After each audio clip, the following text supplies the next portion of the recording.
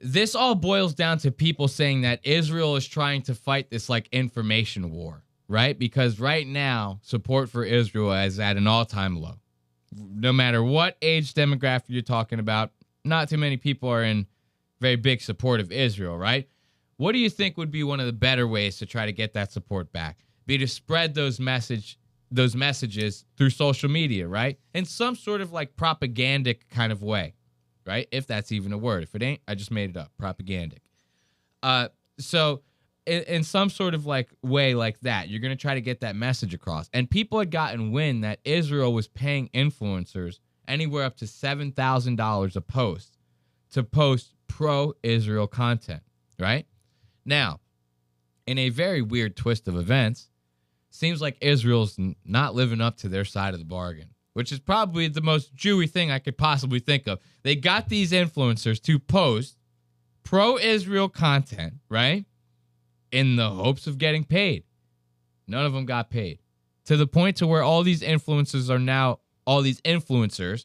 now getting ready to sue the government of Israel to try to get their money back. Listen to this. For those $7,000 payments influencers were being offered to post propaganda for the state of Israel, turns out they are now suing the Israeli government for non-payment. The system is currently facing lawsuits for millions of dollars from suppliers who haven't been paid. Imagine shilling for a government check, putting your image on the line for money that's not even coming. That includes 14 to 18 influencers who were supposed to be paid up to $7,000 per post as part of the Esther Project. And now they're bringing in professional agitators like Azalea Banks to do damage control and say, well, I got paid. Even the troll posts got paid. But there's still millions of dollars worth of funding that's unaccounted for. The scandal was compounded when investigators discovered financial irregularities, forged signatures, and severe staffing shortages in the Prime Minister's office. They rushed to expand their contracts with private production companies, which were then used as payment channels for pro-Israel commentators, but now they're being accused of withholding large sums of money.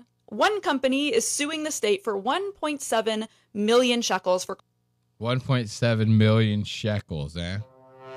Isn't that funny? Because I think that's actually what their money is in Israel. I think that's actually what it's called. But it's so funny because shekels is like the Jewish thing to call like money. You know what I mean? It's like, hey man, you got any more of them shekels I can get off you? Just let me borrow a couple of shekels, you know? It's for fucking Shabbos.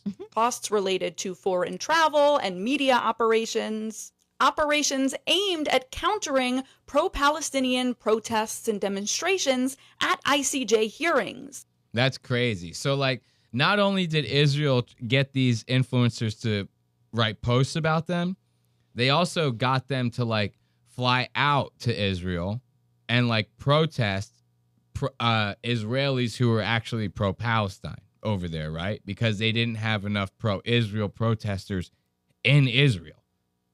You get where I'm... So now they're telling these influencers, hey, come out here, protest on our behalf.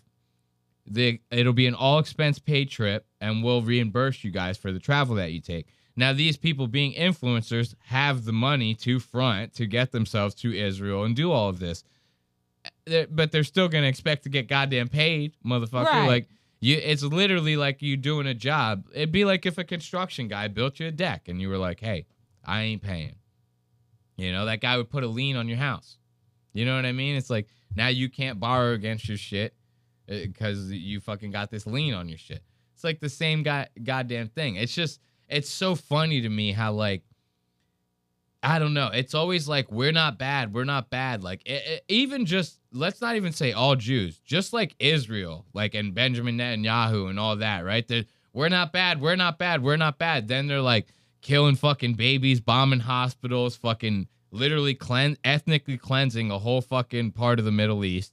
And then on top of that, they're not paying the people that have done work for them. I mean, it's like stereotypes exist for a reason, right? I mean, they have to. Like, I'm Puerto Rican. Every now and then I get the urge to stab someone. You know what I mean? I like a good shivvy sometimes. You guys should see me in Easter or Thanksgiving. You get me near that turkey, it's fucking like I'm in the fucking joint. I might as well be in the goddamn joint. I'm sitting there shivving that motherfucker up. It's built in me. You know, it comes standard stock. They just make the model that way. You know, it's just how it happens. It's funny. You can't take it out of them. They're just going to fuck you any way they can if it has to do with money. It's just the funniest thing to me. So that this is happening kind of lives up to something, don't you think? So even their counter protesters aren't legit. They're paid to be there. Another company is suing for over 600,000 shekels for 9 months of undisclosed work. The propaganda network is swiftly unraveling. That's actually very, very funny to me. That's very funny to me. We might just switch this whole channel around. We might just become an anti-Jew channel. You know? It might happen. Because all Jews are murderers. Yeah. Yeah. And they're all murderers. Wouldn't you agree? I do, yep. All Jews are murderers. And the ones who aren't murderers are fentanyl dealers. You know? They're all fentanyl dealers, in my opinion. This is... You guys get it, right? We're doing Steve-O. This is a Steve-O bit. Let's give it up for Steve-O. That's going to be it for this week's episode of Lost Docs Media.